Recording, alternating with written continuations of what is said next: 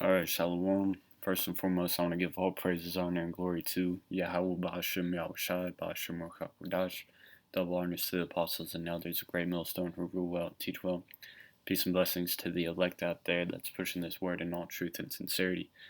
All right, this lesson is, gonna be about, that the Lord has a hedge over His elect. All right, and it's inspired because of an event that, a little small testimony of, what happened to me today. Um, I was just running to this park that I usually run to whenever I do go for a light jog or whatever. And, there's a dog that had gotten out, and it looked like a, black, boxer. It was, pretty intimidating looking dog. And when I first saw him, he was like in the front yard of this house, and so I and like the house's garage door was open, so I thought, oh, like the owner must be inside the garage, and like he wasn't too far from its owner, and it was tamed. And as I got closer, I could tell that by the way the dog was reacting, like he let off like a few defensive barks, and he started kind of trotting up to me, and I was like, oh shit. So I knew if I started jogging the other way, then I know that's like a big no-no. Of course I looked it up like after the fact, and what you're supposed to do is just like act as boring as possible, just like freeze like a statue almost, and just like you know, don't don't give any sudden movements. But I kind of did that. I slowed up and like walked slowly toward it with my hand out, to let him sniff me.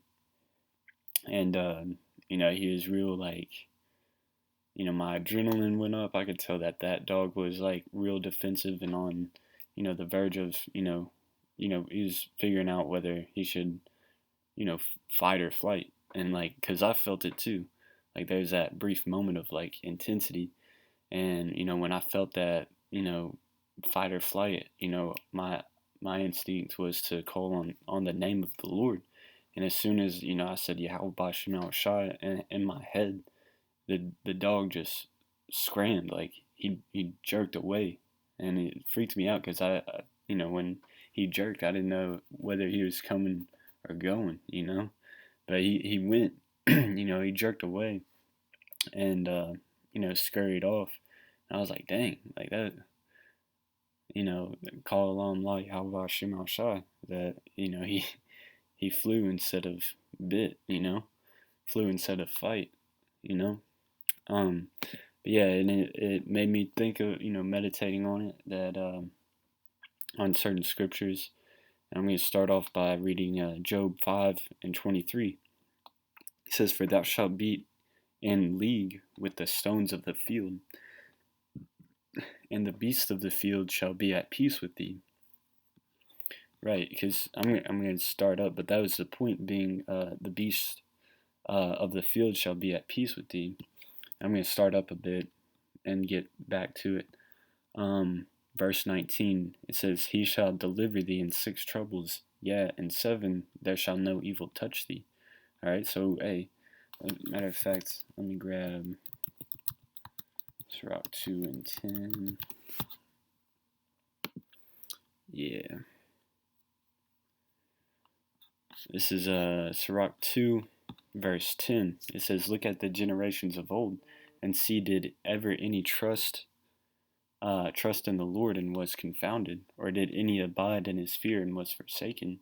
Or whom did he ever despise that called upon him? All right, and the answer is none. No one. All of the righteous men of the Lord, whenever they called upon Yahweh Shema Shah, to deliver them from whatever hardships, the Lord came through. Verse 11, for the Lord is full of compassion and mercy, long suffering and very pitiful, and forgiveth sins and saveth in time of affliction. And it says, and even though that was a small matter, being dogs, a dog on the loose, I've personally witnessed dog bites, and they can get very gruesome. And matter of fact, I'll go to this. It says Ecclesiasticus 39 and 28. It says, there be spirits that are created for vengeance, which in their fury lay on sore strokes. In the time of destruction they pour out their force, and appease the wrath of him that made them. All right. And then going into those spirits that are created for vengeance. All right, fire and hail and famine and death, all these were created for vengeance. Teeth of wild beasts, all right, such as a dog, man, a canine. Hey, they bite hard, bro, and whenever they bite, they don't bite like cats do. Cats, they got like those fangs and just go into you and then let go. But when a dog bites, they grab on and start shaking, and they tear muscles up. And it gets real hairy whenever they start messing with those nerves. They tear those nerves up. Um, and you lose feeling in your legs and for permanently. And scorpions, serpents, and the sword punishing the wicked to destruction. Yeah. So those are created for vengeance. All right. It says they shall rejoice in his commandment, and they shall be ready upon earth when need is, and when their time is come, they shall not transgress his word. So those spirits are waiting for the green light to execute judgment. All right. And that scorpions and serpents made me think of um,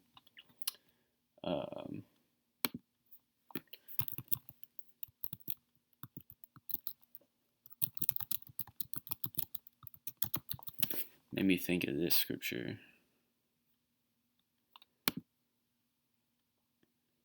because this is another account where, hey, Paul had that hedge around him. This is Acts 28. I'll start at the top. And when they were escaped, then they knew that the island was called Melita, and the barbarous people showed us no little kindness, for they kindled a fire and received us every one because of the present rain, and because of the cold. And when Paul had gathered a bundle of sticks and laid them on the fire, there came a viper out of the heat and fastened on his hand. So he grabbed like a bundle of sticks, and there's like a viper in the middle of the bundle of sticks that he grabbed. And then as he was getting closer to the fire, that viper came out of the bundle of sticks because it didn't want to get burned, and it latched onto Paul's hand. And it says, and when the barbarians saw the venomous beast hang on his hand, so it latched on, and they saw that it is venomous, they said among themselves, no doubt this man is a murderer, whom though he hath escaped the sea, yet vengeance suffereth not to live. So those barbarous people must have knew this scripture. I'm being what's the word? I forget the word. But I'm kidding, of course. Not knowing if they actually knew the scripture or not. But they thought of the scripture, or the thought of the scripture was like in their heads when they saw this. Knowing that teeth of wild beasts, scorpions, and serpents, and sword punishing the wicked to destruction. That stuff like that happens to wicked people. Uh, and then verse 5, then it says, and he shook off the beast into the fire and felt no harm. So here it is. You think Paul survived this ship crash, and then all of a sudden a serpent bit him. Isn't that Jacob's trouble? He leaned up against a wall and a serpent bit him. But hey, he didn't fall victim to that serpent. He just, threw it right into the fire and felt no harm. And in verse 6 it says, howbeit they looked when he should have swollen or fallen down dead suddenly. So they're looking for, the swelling or him getting that, dizzy sickness, what have you, with that venom entering his blood. It says, but after they had looked a great while and saw no harm come to him, they changed their minds and said that he was a god. Hey, in lowercase g, that's not off, all right? Lowercase g, God, meaning he's a ruler, a power, you know. Um, what's that? Zechariah 12, that says, like, the house of David shall be as God's.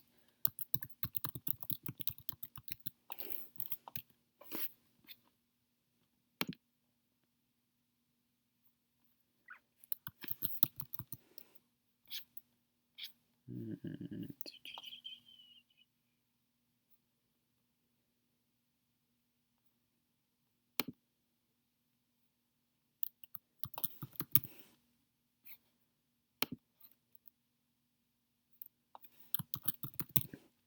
14. Let's see.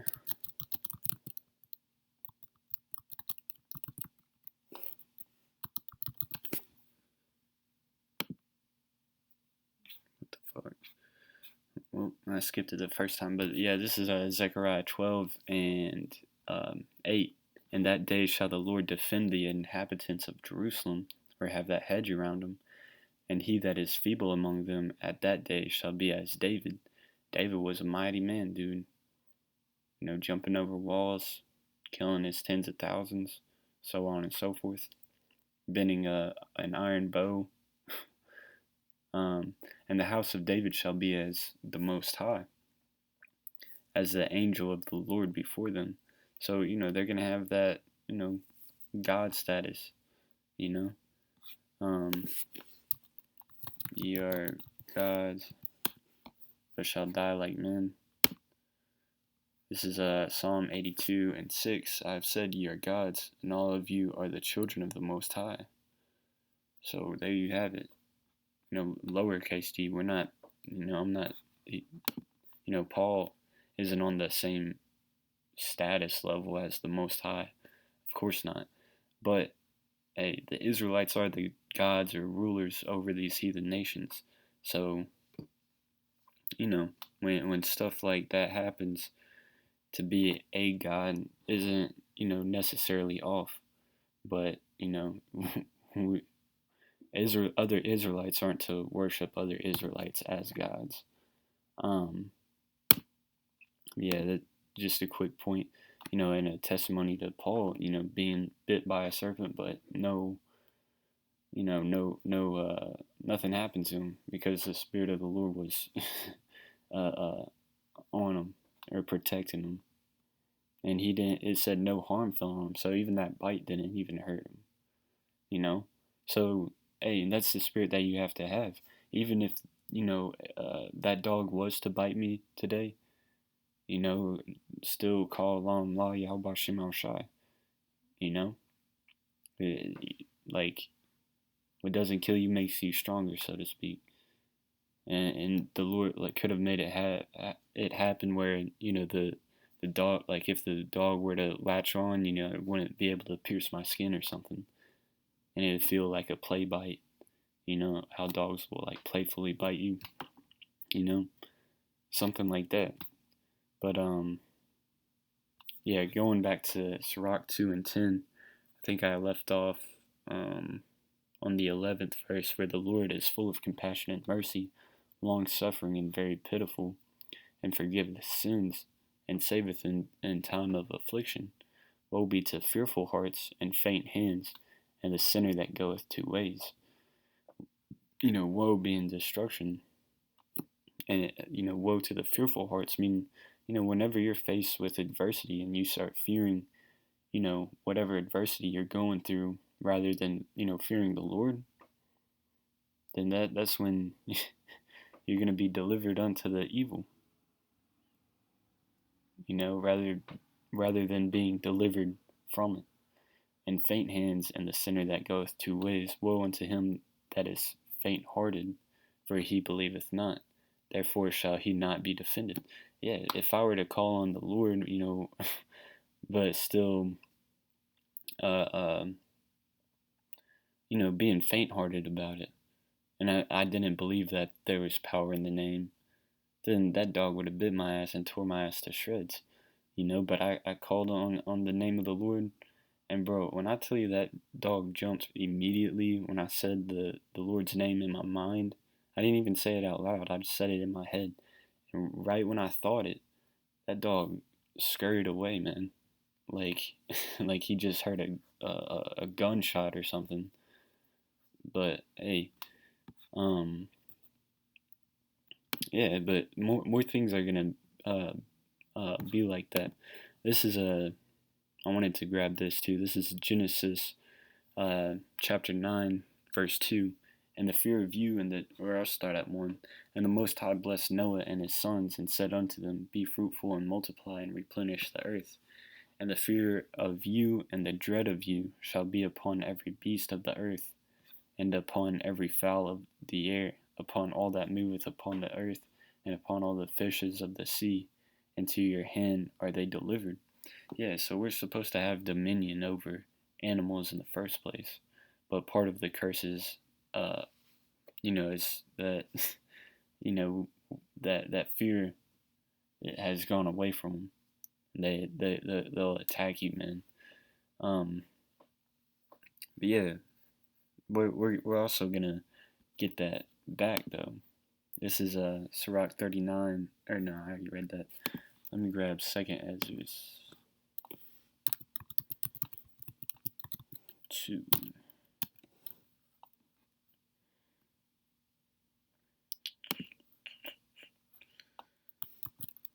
Let's see.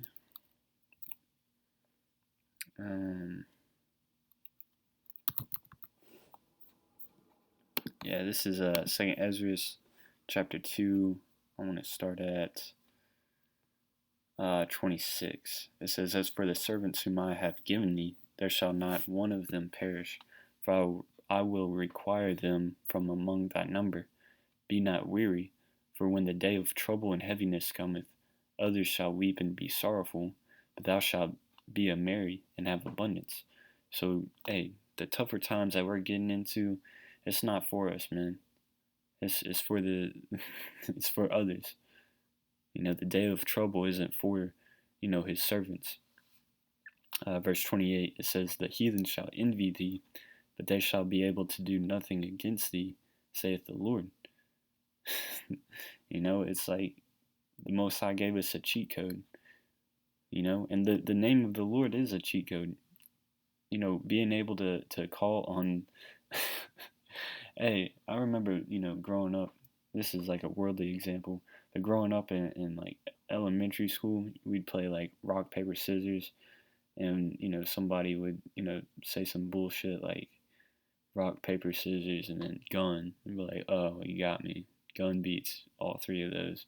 And then, you'd escalate it, and then you'd say God, and you can't beat God, so. But that's the cheat code, man. The name of the Lord, calling on Yahweh through His Son Yahweh Shai, His only begotten.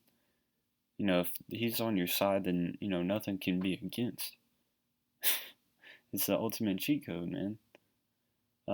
Verse 29, it says, My hand shall cover thee, so that thy children shall not see hell.